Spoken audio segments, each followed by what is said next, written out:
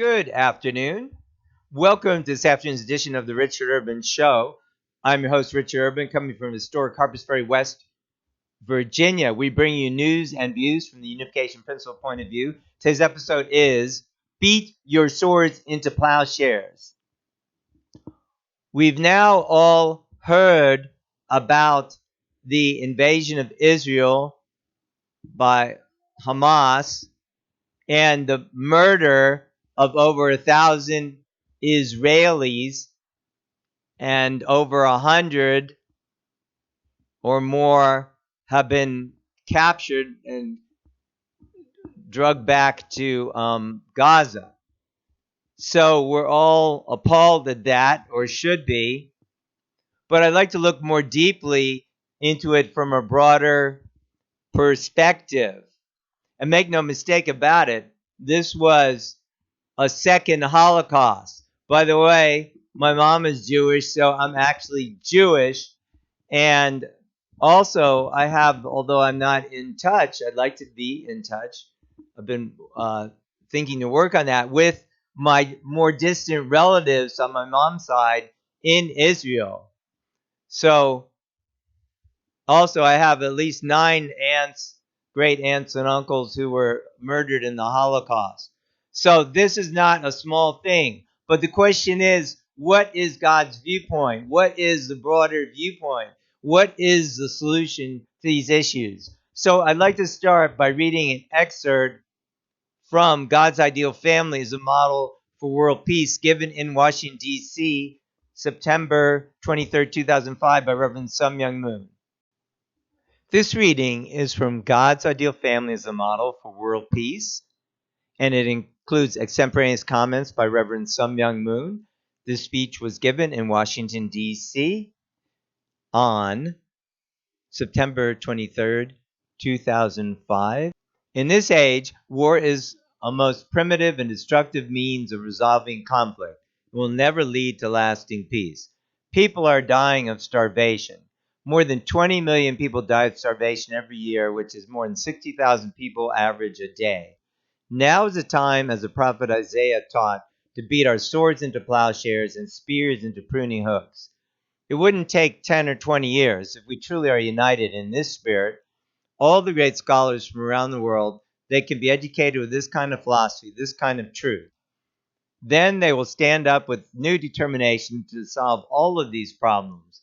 I am doing it actually, not just giving you empty talk. Think of Unification Church members. They used to be hippies and yippies. They were lost on the streets, but I brought them and educated them. They became the true leaders of this nation. I am an honest man. I've done that. I repeat, to beat our swords into plowshares and spears into pruning hooks, humankind should end the perverse cycle of sacrificing our children's lives and squandering astronomical sums of money to fight wars. Without going through this, we can solve all the problems. Why should we sacrifice people's lives in the battlefield? We have to protect their lives. Why must we continue this tragic path, pouring countless dollars into wars that, in the end, will never bring the reconciliation of enemies? The time has come for the countries of the world to pool their resources and advance toward the world of peace desired by God, the master of this universe. Would you march together for that? Ladies and gentlemen, humanity is traveling down a dead-end street. The only way to survive is to practice a peace philosophy of true love, true life, and true lineage taught by Reverend Moon. If all the university presidents of the United Nations agree upon this, we can do it quickly. Now that we have entered the age after the coming of heaven, your good ancestors are activated and the heavenly hosts are sweeping down upon the earth. Soon the countries and peoples that appear strong and mighty will change course and shift in this direction. Probably the communists will change their direction more quickly than the people in the free world. Think about China, Japan, and Russia. If they're united, they can take over the entire Pacific Ocean. Who knows in the future, if the trend goes this way, if there will be another world war staring on the Pacific Ocean. You politicians, think about it. We can educate them. I leave you with a choice. It's not my problem. I've told you all. Whether you die or live is your choice.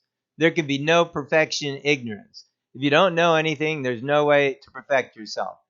The message from heaven that I convey to you today is both a blessing and a warning to this generation. I, Reverend Moon, will take the lead in establishing true families, true societies, true nations, and a true world. Will you join with me as I rise and gain strength in accordance with heavenly fortune? Or will you remain captive behind the same old walls, all of them Satan's handiwork?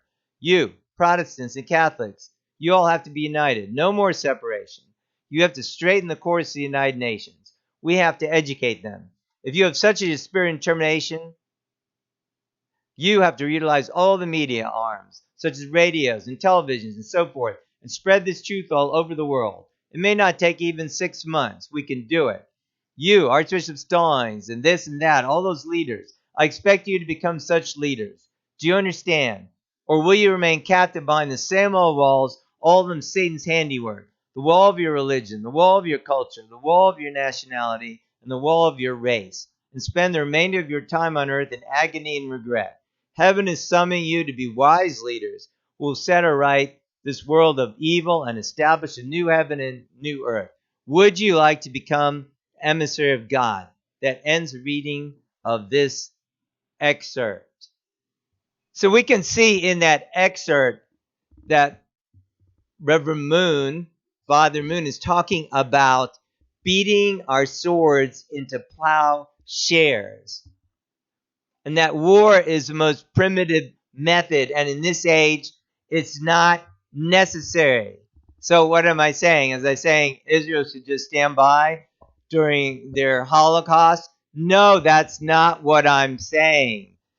Obviously, we have to defend ourselves. And that's why we have the Second Amendment here in the United States. That's not what I'm saying. But armed conflict will never bring a final solution. There'll always be endless escalation. So, as I've said, and if you go back in my archives, you can watch or listen to on podcasts, either watch or listen to many of my shows. And if on your podcast platform it doesn't have all the shows, just go to visionroot.org and scroll down, and you'll see all my shows there, not just a limited number. So basically, what I've been saying is, and what Reverend Moon has been saying is, Father Moon has been saying is, that there's a new revelation of truth. We can understand God's will. We need to focus on that. So what I like to start with is saying, have we been serious enough about considering God's will? As Father Moon was saying there, there's no solution to anything in ignorance. So do we know what God's will is? Have we studied it? Or are we just in our own cocoon saying, oh, I go to church, that's fine. I read the Bible, that's fine. I read the Quran, that's fine. Or any other book, that's fine. Or are we seeing, there's divinity in all people and different religions, and that we have to work together? And exactly, Father Moon said the formula for world peace and 120 pastors and ministers, not just Unification Church people, but people from all different denominations, went to, I think, over 90 countries around in 2006, proclaiming this message of God's ideal family as a model for world peace in 120 nations. And what is the message? There's a two-pronged approach. One, we have to teach the truth about God.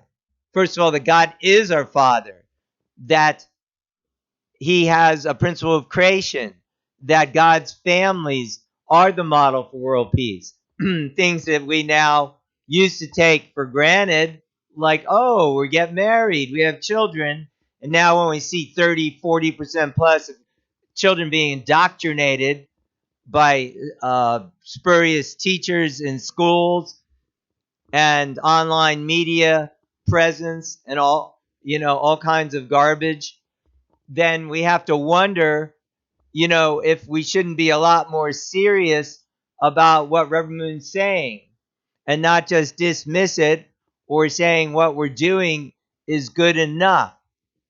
So is Reverend Moon promoting another religion? Like, am I saying, oh, everybody should just go to Reverend Moon's church? just quit the Baptist church or Methodist church or whatever.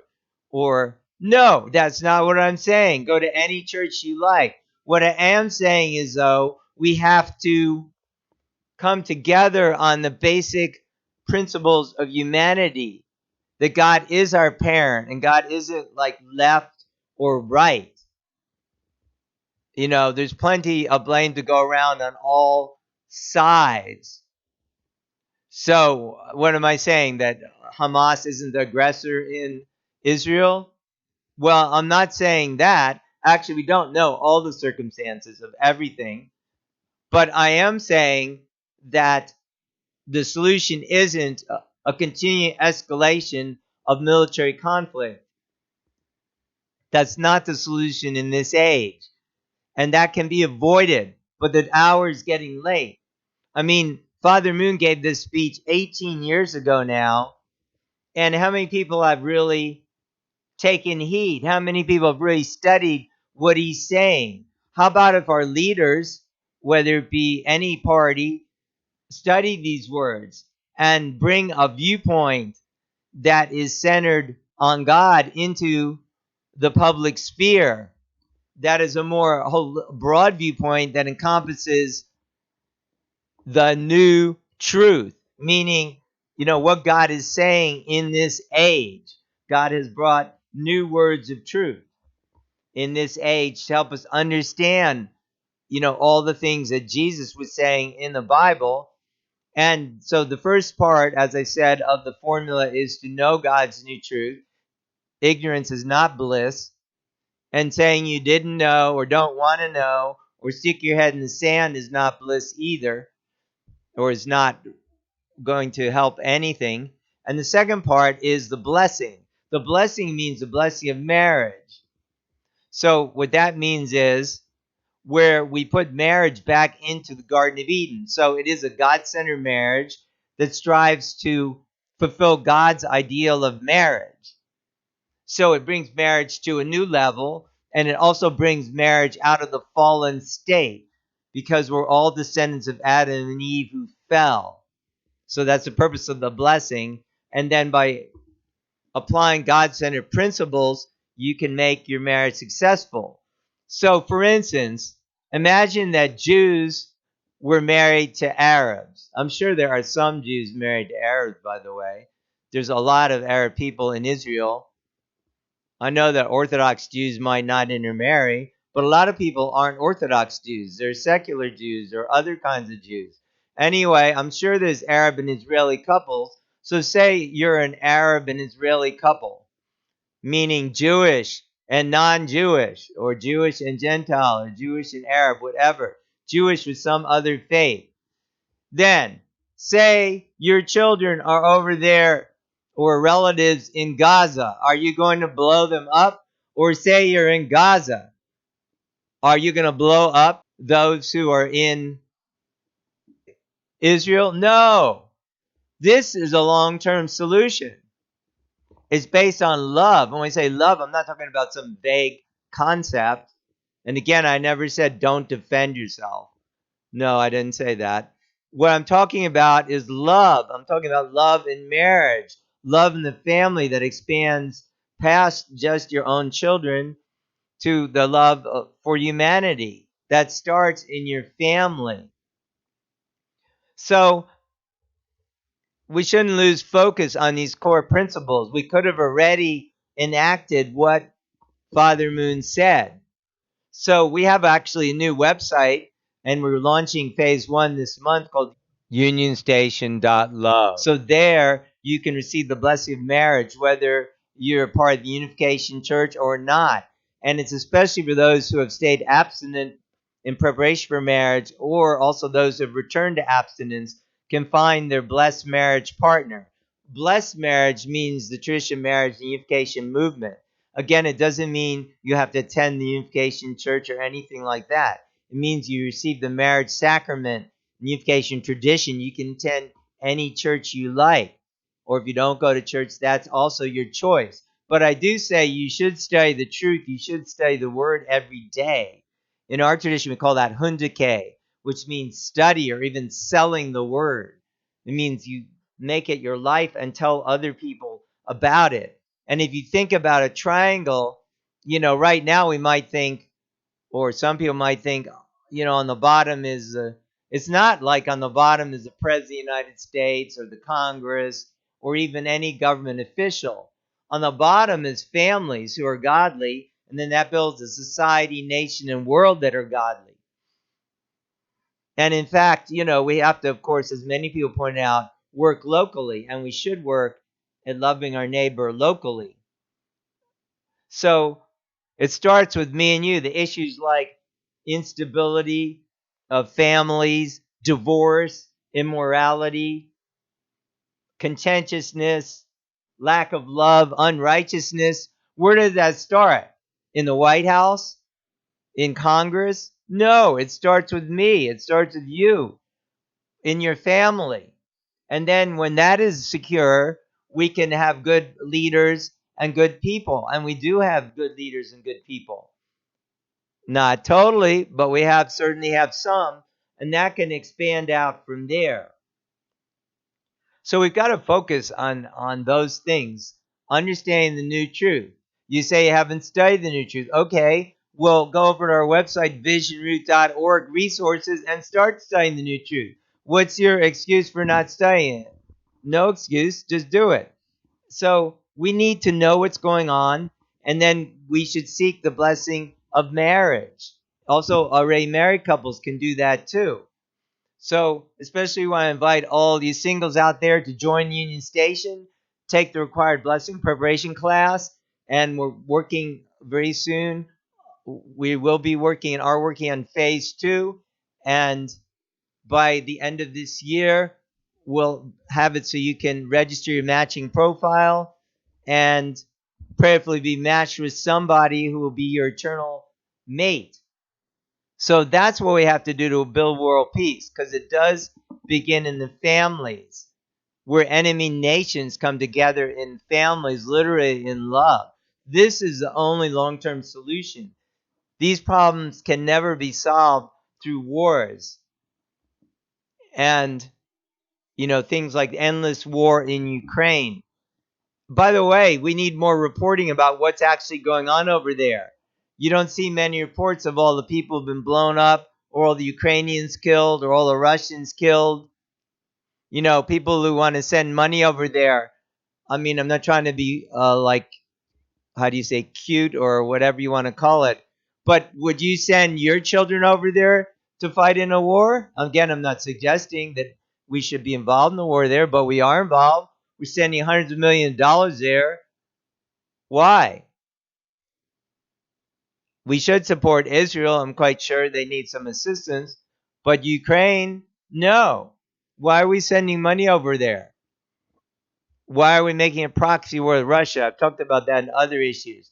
But again, it's the same principle. And I want to remind you that in Kiev, Ukraine is where Father Moon initiated the Peace Kingdom Corps and Peace Kingdom Police Force. Right over there. And by the way, this isn't a militarized force.